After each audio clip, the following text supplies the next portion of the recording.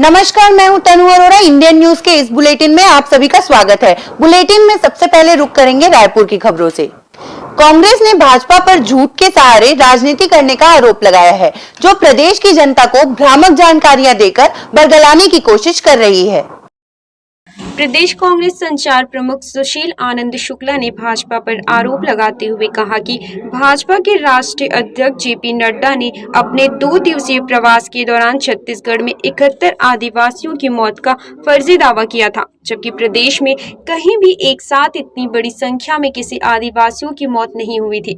अब नेता प्रतिपक्ष गायों की मौत की झूठी बात कहकर सनसनी फैलाना चाहते हैं, जो दावे पूरी तरह मनगढ़ंत है। जबकि प्रदेश के सभी गौठानों में चारा पानी की पूरी व्यवस्था है। साथ ही गौठानों में गायों के देखभाल की जवाबदारी गौठान समितियों के हवाले है। देखिए, मुद्दा विहीन भारतीय जनता पार्टी छत्तीसगढ़ में अब झूठ के बिना पे राजनीति करना चाहती है। इसके पहले इनके राष्ट्रीय अध्यक्ष आए थे जगत प्रकाश नड्डा जी। उन्होंने छत्तीसगढ़ में 2 दिन में 71 आदिवासियों की मौत की बात कही थी, और अब नेता प्रतिपक्ष एक गांव में 90 से अधिक गायों की मौत की बात कर रहे हैं, जबकि छत्तीसगढ़ में ऐसी कोई घटना नहीं हुई है। पहले न आदिवासियों की मौत की कोई घटना हुई थी, न किसी गौठान में गाय की मौत की घटना हुई है। छत्तीसगढ़ में गौठानों में पूरी व्यवस्था उसी गांव के लोग संचालित करते हैं, कोई भी शासकीय कर्मचारी नहीं करता है। गांव के ही गौठान समिति के लोग गांव की व्यवस्था को संचालित करते हैं, गायों के चारा पानी की व्यवस्था करते हैं, और पूरे प्रदेश में गौठान में व्यवस्था पूरी तरीके से चाक चौबंद है। गोधन न्याय योजना और गौठानों की पूरे देश में चौतरफा तारीफ हो रही है। भारतीय जनता पार्टी के छत्तीसगढ़ के नेता इसको बर्दाश्त नहीं कर पा रहे हैं, इसीलिए गलत बयानी कर रहे हैं।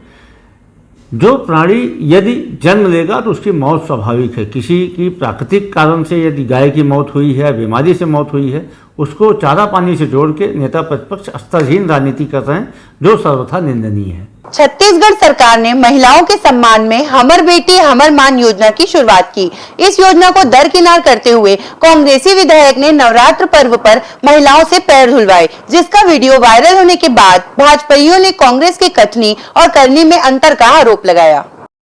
हमर बेटी हमर मान का नारा छत्तीसगढ़ में 2 अलग अलग रूपों में नजर आ रहा है, जो नवरात्रि पर भरतपुर सोनहत विधानसभा क्षेत्र में देखने को मिल रहा है। यहाँ एक और स्थानीय विधायक व सरगुजा आदिवासी विकास प्राधिकरण के उपाध्यक्ष गुलाब कमरो देवी रूपी कन्याओं के पैर धोकर समाज में महिलाओं व कन्याओं का उच्च स्थान होने का संदेश दे रहे हैं। वहीं दूसरी तरफ मनेन्द्रगढ़ विधानसभा के कांग्रेसी विधायक डॉक्टर विनय जायसवाल पुरानी परंपराओं का हवाला देकर अपनी पत्नी व महापौर चिरमिरी कंचन जायसवाल के साथ महिलाओं से अपना पैर धुलवाते नजर आ रहे हैं, जिसका वीडियो सोशल मीडिया में वायरल होने के बाद भाजपा नेत्री डॉक्टर रश्मि सोनकर ने कांग्रेस को आड़े हाथ लेते हुए कहा कि विधायक डॉक्टर जायसवाल के इस कृत्य से महिलाओं का अपमान हो रहा है। कुछ दिन पहले मनेन्द्रगढ़ के जो विधायक है डॉक्टर विनय जायसवाल जी, उनका एक वीडियो वायरल हुआ था, जिसमें वो अपनी पत्नी जो कि चिरमिरी की मेयर है, उनके साथ एक वार्ड में भ्रमण करते हुए जाते हैं, और उस वार्ड की जो महिलाएं हैं वह डॉक्टर विनय जायसवाल जी के जो है वो चरण को धोती हुई नजर आती है। इसमें कहीं ना कहीं ये रूढ़िवादी परंपरा का निर्वाह है। अगर विधायक जी में थोड़ी सी नैतिकता होती तो वो चरण धोने के बाद उन्हीं जो नारी शक्ति है, उन्हीं देवी शक्तियों का वो चरण स्पर्श करते, लेकिन उन्होंने ऐसा नहीं किया, जो रूढ़िवादी परंपरा को दर्शाता है। ठीक उसी अगर हम दूसरे इन्हीं की पार्टी के एक दूसरे विधायक की बात करें, गुलाब कमरो जी, जिनका आज एक वीडियो वायरल हुआ है, जहां पे वो देवी के रूप में, नवकन्या के रूप में जो कन्याओं का जो है वो खुद चरण को वो धो रहे हैं, जो एक हिंदू संस्कृति और एक हिंदू सनातन परंपरा का जो निर्वाह करते हुए नजर आ रहे हैं। जहां आज हम आजादी का अमृत महोत्सव मना रहे हैं, नारी शक्ति को नारायणी का रूप दिया जा रहा है, वहां इस तरीके का जब हम नारी शक्तियों से अपने चरण धुलवाएं, ये बेहद ही गलत है और मैं इसकी निंदा करती हूँ। अब भिलाई के एसबीएस हॉस्पिटल में न्यूनतम दर पर डायलिसिस हो सकेगी। स्वर्गीय सरदार दलबीर सिंह के 3य पुण्यतिथि पर छत्तीसगढ़ के मुख्यमंत्री के सुपुत्र चैतन्य बघेल ने उन्हें विनम्र श्रद्धांजलि देते हुए इस सुविधा को प्रारंभ किया है। भिलाई के SBS हॉस्पिटल में गरीबों के लिए न्यूनतम दर पर डायलिसिस की सुविधा शुरू की गई है। वरिष्ठ समाज सेवी स्वर्गीय सरदार दलबीर सिंह उर्फ बीरा सिंह के तृतीय पुण्यतिथि पर उनके पुत्र इंद्रजीत सिंह उर्फ छोटू और छत्तीसगढ़ के मुख्यमंत्री के सुपुत्र चैतन्य बघेल ने फीता काटकर इस सुविधा को प्रारंभ किया। उन्होंने हैवी ट्रांसपोर्ट कंपनी के सभी सदस्यों को बधाई देते हुए कहा कि अब इस हॉस्पिटल में गरीबों को सुविधा प्रदान करने हेतु उन्नत एवं आधुनिक डायलिसिस मशीन के साथ साथ कुशल ऑपरेटर की व्यवस्था की गई है, जिससे न्यूनतम दर पर डायलिसिस होना संभव होगा। पिताजी की तीसरी पुण्यतिथि है, उसी उपलक्ष्य पे उनकी स्मृति में हम लोगों ने डायलिसिस मशीन का शुभारंभ किया आज। इसका उद्घाटन श्री चैतन्य बघेल जी ने किया और हम लोग बहुत न्यूनतम दर में ये डायलिसिस की सुविधा लोगों को प्रदान कर रहे हैं, क्योंकि हमारे पिताजी की भी स्वर्गवास डायलिसिस और किडनी प्रॉब्लम के कारण हुआ था। तो इसी कारण हम लोग एक मन में आया कि जिसका भी भला हो सके हम करें, इसलिए हमने बहुत न्यूनतम दर में इसको स्टार्ट किया है। शुल्क जैसे बाकी जगह कराएंगे तो काफ़ी चार्जेस है, चार्जेस मुझे किसी के बारे में ओपन नहीं करना चाहिए, तो हमारे यहाँ हम लोग 1000 रुपये चार्ज रखें हैं इसका। 25,000 रुपये की योजना हमारी BSP truck trailer transport association ने ये घोषणा की आज हमारे पिताजी की पुण्यतिथि में ही, क्योंकि वो फाउंडर मेंबर भी रहे इस यूनियन के, अध्यक्ष भी रहे हैं, संरक्षक भी रहे हैं और 40 साल से वो इस यूनियन में थे। तो आज उनकी पुण्यतिथि में यूनियन ने ये घोषणा की है कि हमारे जो भी ड्राइवर हैं, हेल्पर हैं, यहाँ पे बेटी की शादी होती है तो उसमें 25,000 रुपये का योगदान हमारी यूनियन देगी, लगातार कंटिन्यू रहेगा। जगदलपुर शहर के एक व्यस्ततम चौक में लगे मां दंतेश्वरी के बैनर को निकाले जाने का विश्व हिंदू परिषद ने ऐतराज जताया है। परिषद के लोगों ने कोतवाली चौक पर प्रदर्शन कर आरोपी को गिरफ्तार करने की मांग की है। शहर के कोतवाली चौक में लगी मां दंतेश्वरी का बैनर निकालकर फेंक देने की शिकायत विश्व हिंदू परिषद की प्रवीर सेना ने कोतवाली थाने में कराकर जमकर प्रदर्शन किया। सेना के पुलिस ने इस मामले के आरोपी को जल्द गिरफ्तार कर कोतवाली चौक में मां दंतेश्वरी के बैनर को लगाने की मांग की है। परिषद ने चक्का जाम के दौरान जय श्री राम, जय मां दंतेश्वरी व हनुमान चालीसा का पाठ कर हिंदू विरोधी गतिविधि करने वालों को सद्बुद्धि देने के लिए नारे लगाए हैं। धरने पर आज इसलिए बैठना पड़ा, जिस प्रकार से बस्तर माई जी का दशहरा पर्व पूरे देश में फेमस है और ऐसे में बस्तर की माई जी माई दंतेश्वरी का जो यहाँ बैनर पोस्टर ये जो नगर निगम का कॉम्प्लेक्स बना है उसके समक्ष लगाया था, उसको किंतु कल रात्रि को रोजविन दास नामक व्यक्ति के द्वारा और नगर निगम के द्वारा हटवाया जा रहा है। उसका हम विरोध दर्ज करते हैं, क्योंकि यह ऐतिहासिक बस्तर पर्व का माहौल चल रहा है। ऐसे में माई जी का अपमान करना और सिर्फ अपने मुख्यमंत्री को खुश करने के लिए कांग्रेस शासन के द्वारा इस प्रकार का कृत्य करना, उसके लिए विश्व हिंदू परिषद उसकी घोर निंदा करता है और जो भी इसमें कृत्य में संलिप्त है उसके खिलाफ FIR दर्ज करने की मांग करता है। तुरंत अभी प्रशासन कार्रवाई करते हुए माई जी का फोटो जिस प्रकार से लगा हुआ था उसको यथावत स्थापित करे और जिस प्रकार से उसको हटाया गया है उसको विधिवत सम्मान से स्थापित करे। तब तक हम यहाँ से चक्का जाम नहीं हटाएंगे जब तक माई जी का स्थापना नहीं होता। राजनांदगांव शहर के सांस्कृतिक विरासत को बचाने के लिए गठित जन मोर्चों की पहली बैठक बुलाई गई, जहां राजनांदगांव के नाम को यहां की सांस्कृतिक विरासत के अनुरूप यथावत रखने के लिए मोर्चा खोला गया। राजनांदगांव की इतिहास यहाँ की सांस्कृतिक, सामाजिक व धार्मिक धरोहर के अनुरूप है। संस्कारधानी राजनांदगांव को 10 राजाओं ने अपनी सोच अनुरूप विकसित किया है। प्राचीन मान्यताओं के अनुसार नंद बाबा की नगरी होने के कारण यहाँ का नाम नंदगांव रखा गया था। बाद में राजाओं के योगदान को देखते हुए राज शब्द जोड़ा गया, इस तरह इसका नाम राजनांदगांव पड़ गया। लेकिन अब संस्कारधानी राजनांदगांव का नाम परिवर्तन करने के लिए कुछ लोगों के द्वारा एक समिति बनाई गई है, जो यहाँ का नाम बदलकर दिग्विजय नगर किए जाने का जन समर्थन जुटा रहे हैं। साथ ही दूसरी ओर राजनांदगांव का नाम यथावत रखने के लिए शहर के नागरिकों ने जन मोर्चे का भी गठन किया, जिसकी पहली बैठक में शहर का नाम यथावत रखने अभियान चलाए जाने का निर्णय लिया गया। जो बैठक का जो विषय है वो है अपनी जो संस्कारधानी राजनांदगांव, जिनका नाम कुछ लोगों के द्वारा बदलने की सोच रखे हैं, जिन्हें हम लोग चाहते हैं कि राजनांदगांव का जो नाम है वो यथावत बना रहे। इसी विषय को लेकर के बैठक आहूत की गई थी और इसका जो मूल उद्देश्य तो जैसे मैंने अभी कहा कि राजनांदगांव का जो नाम है, जो संस्कार धानी का जो नाम है राजनांदगांव, वो यथावत बना रहे। और जितने भी हमारे पदाधिकारीगण अभी जो यहाँ उपस्थित है, सभी ने अपने अपने विचार यहाँ रखे भी हैं। सभी का यही मानना है कि राजनांदगांव का नाम यथावत बना रहे। आज राजनांदगांव जन मोर्चा गठन उसके प्रथम बैठक था और राजनांदगांव जन मोर्चा बनाने का उद्देश्य यह था कि कोई भी कीमत से कुछ लोग जो राजनांदगांव के नाम को चेंज करने के लिए अभियान चला रहे हैं, उसका मुंहतोड़ जवाब देने के लिए ये जन मोर्चा गठन किया गया है, जिसके प्रथम बैठक हुआ। कोई भी कीमत से इस राजनांदगांव के नाम को चेंज नहीं करने के लिए हम लोग कटिबद्ध हैं। और लगातार जिस प्रकार जनता के बीच जाते, जनता कहता है भाई राजनांदगांव को चेंज क्यों करें, क्या कारण है? यदि कोई नया नाम रखो, उसमें राजनांदगांव क्या उद्धार होगा, क्या विकास होगा? इसका कोई मिशन नहीं है। तो आज मोर्चा की बैठक के अभियान चलाएंगे, लगातार पूरे वार्डों में हस्ताक्षर अभियान चलाएंगे। दिग्विजय कॉलेज में जो राजा जी की मूर्ति है, उस पर भी हम ये भी जाके सफाई करके अभियान वहाँ से चालू करेंगे। आज जो बैठक के बाद एक बड़े बैठक होगा, बड़े बैठक के बाद हमारा पूरा कार्यक्रम तय होगा कि किस दिन किस वार्ड में हस्ताक्षर अभियान चलाना है। पोस्ट कार्ड भी छपवा के उसको भी चलाना है कि कोई भी कीमत से इस राजनांदगांव संस्कार धानी जो नाम पड़ा है, और जो कि इस राजनांदगांव 3 राजा थे, तीनों राजा के नाम से कहीं पे बलरामदास टाउन हॉल बना है, सर्वेश्वर स्कूल बना है, दिग्विजय कॉलेज है।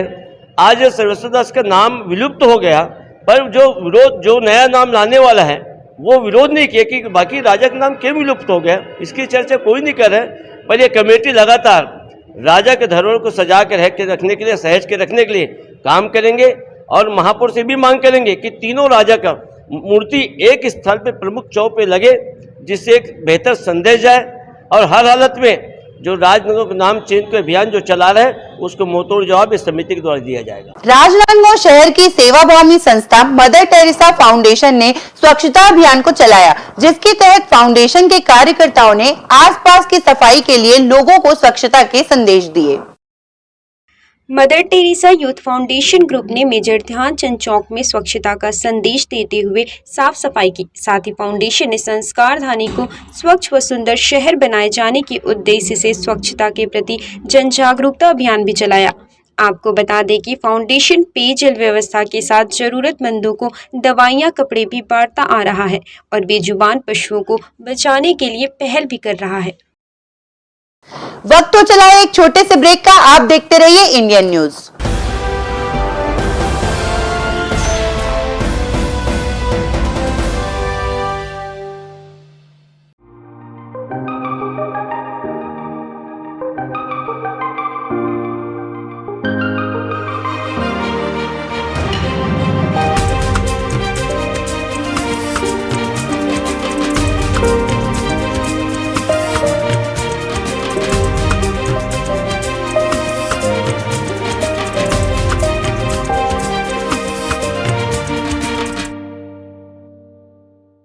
ऐसे ही यूनिक प्रोडक्ट्स के लिए आप विजिट करें wahcart.com और अधिक जानकारी के लिए संपर्क करें 7400574005।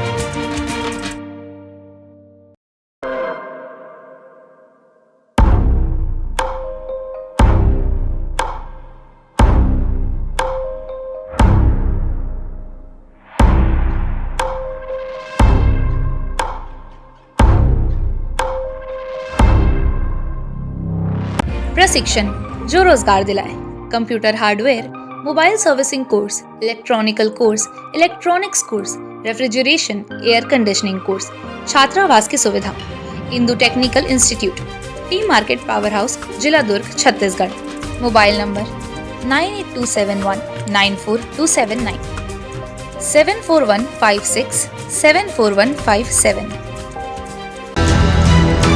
ये है इंदु ब्रॉडकास्टिंग प्राइवेट लिमिटेड और आप देख रहे हैं इंडियन न्यूज, हर पल, हर क्षण, हर सच।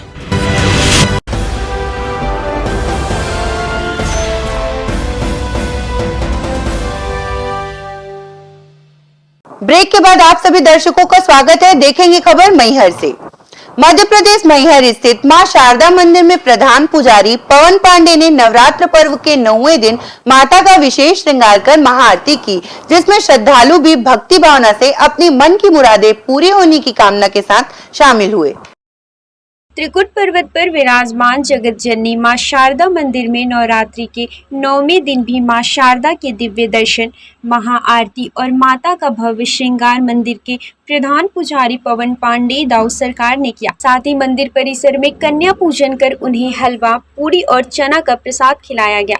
इस दौरान दाऊ सरकार ने देवी मां के 9वें स्वरूप मां सिद्धिदात्री की भी पूजा अर्चना की। मान्यता है कि मां के सिद्धिदात्री स्वरूप की आराधना करने से देवी मां अपने भक्तों पर जीवन भर कृपा बरसाती रहती है।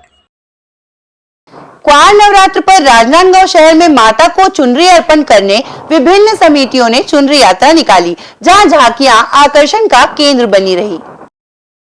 राजनांदगांव शहर के लखोली, संजय नगर और मटपारा क्षेत्र से चुनरी यात्रा निकाली गई, जिसमें माता के हजारों भक्त झूमते हुए शामिल हुए। इस दौरान भक्त माता के जयकारे के साथ चुनरी यात्रा में चल रहे थे, जो देखते ही बन रहा था। शहर के इन दोनों जगह से निकली चुनरी यात्रा मां शीतला मंदिर पहुंची, जहां विधि विधान के साथ मां शीतला को चुनरी चढ़ाई गई। मध्य प्रदेश खंडवा के तुलजा भवानी माता मंदिर में शारदीय नवरात्रि पर माता के अलग अलग रूप देखने को मिल रहे हैं, जहां महाअष्टमी पर भी भक्तों की भीड़ लगी हुई है।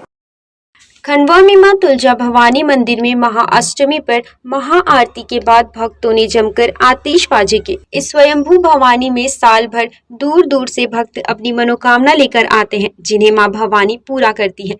नवरात्र पर भी मंदिर में माता के दर्शन के लिए भक्तों की लंबी कतार लगी रहती है। माना जाता है देवी मां यहाँ आने वाले हर भक्त को झोली भरकर भेजती है। जानकारों की माने तो यह बहुत पुरानी मंदिर है, जो रामायण काल के वर्णित खांडव वन के स्थान पर बसा है। श्री तुलजा भवानी माता का मंदिर ऐतिहासिक मंदिर है और रामायण और महाभारत कालीन मंदिर है। ये त्रेता युग में भगवान रामचंद्र जी भी यहाँ पे स्वयं पधारे थे और द्वापर में भगवान कृष्ण पधारे थे। तब से देवी के आराधना में जो भी भक्त लीन रहता है उसकी मान्यताएँ पूरी होती है। चैत्र नवरात्र और आश्विन नवरात्र उत्सव यहाँ धूमधाम से मनाया जाता है। आश्विन नवरात्र में अभी प्रतिदिन श्रृंगार, अभिषेक और महाआरती है, दो दिन होती है। आज महाअष्टमी थी, आज महाआरती हुई है और श्रद्धालुओं का तांता लगा हुआ है। सब अपनी मन्नतें लेके आते हैं और मुरादें पूरी बातें करके।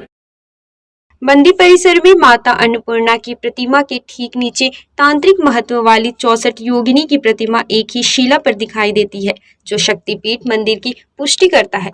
इस मंदिर को लेकर मान्यता है कि भगवान श्री राम ने लंका पर चढ़ाई करने से पहले इसी भगवान मां से अस्त्र शस्त्र वरदान में प्राप्त किए थे। साथ ही यह भी माना जाता है कि खांडव वनों में खर व दूषण राक्षसों को अंत करने भगवान श्री राम ने यही माता तुलजा भवानी की आराधना की थी। हमारी श्रद्धा तो इतनी है कि हम 50 साल से इस मंदिर में आ रहे हैं और माता जी की विशेष अनुकंपा है और भूभूर्व से मतलब माता जी प्रकट हुई है। ये तुलजा भवानी के नाम से प्रसिद्ध है और यहाँ भगवान श्री रामचंद्र जी भगवान जी आके यहाँ से दर्शन करके एक खांडवन के नाम से प्रसिद्ध रहा और यहाँ से आगे जाके उन्होंने प्रस्थान श्रीलंका की तरफ किया। मान्यता तो माँ तुलजा भवानी के नाम से है और यहाँ अनेक प्रकार के दर्शन हुए माता जी को, जिसकी कोई बखान नहीं की जा सकती। कैंप 2 गांधी चौक के प्राण प्रतिष्ठित मां दुर्गा मंदिर में महाअष्टमी पर मां महागौरी के स्वरूप की पूजा अर्चना के बाद हवन पूजन किया गया, जहां समिति व आसपास के लोग बड़ी संख्या में शामिल होकर यज्ञ में आहुति दिए।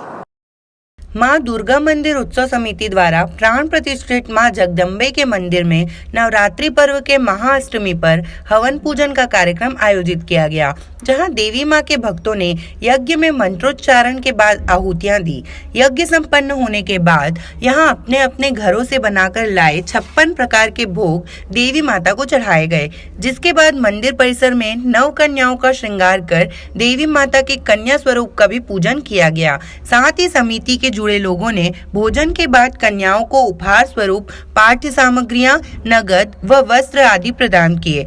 इस दौरान मंदिर के प्रधान पुजारी पंडित महेश उपाध्याय ने लोगों की सुख समृद्धि व खुशहाली के लिए माता रानी से प्रार्थना की। सार्वजनिक दशहरा उत्सव समिति शांति नगर और Tarun delta sports and welfare association Bhilai द्वारा बीते कई वर्षों से राजीव गांधी खेल व दशहरा मैदान में विजयादशमी का पर्व धूमधाम से मनाया जाता है, जिसको लेकर हमारी सहयोगी संगीता ने आयोजन समिति से जुड़े लोगों से चर्चा की। आइए आपको भी दिखाते हैं ये चर्चा कैसी रही।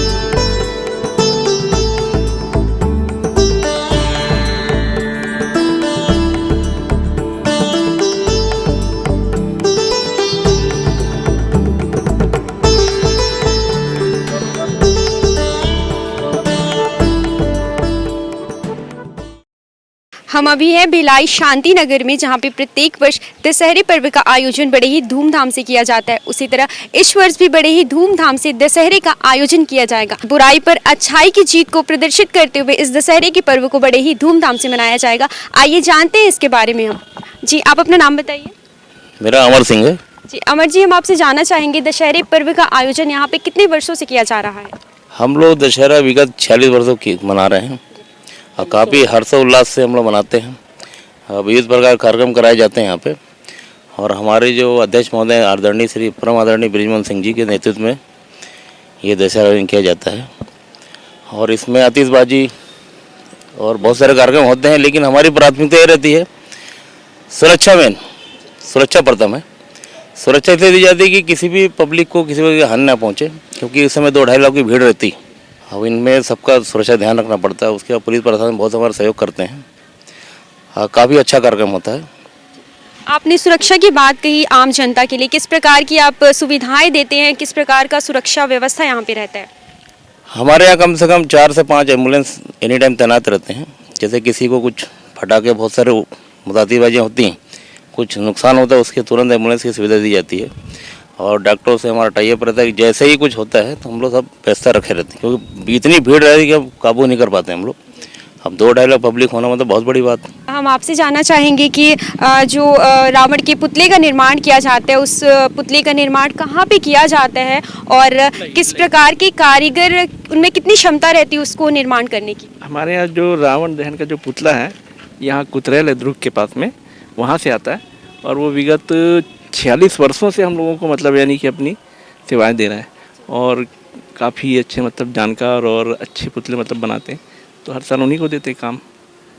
तो 2 साल तो बिल्कुल बेहतरीन तरीके से कोई भी पर्व मन नहीं पाया था, तो इस बार बड़े हर्षोल्लास के साथ मनाया जाना है, तो कुछ खास तैयारियां हैं इसको लेकर? खास तैयारियां मतलब आतिशबाजी मेन है हम लोगों का। कटक काकी नाले से जो आतिशबाजी आता है वो आतिशबाजी मेन है।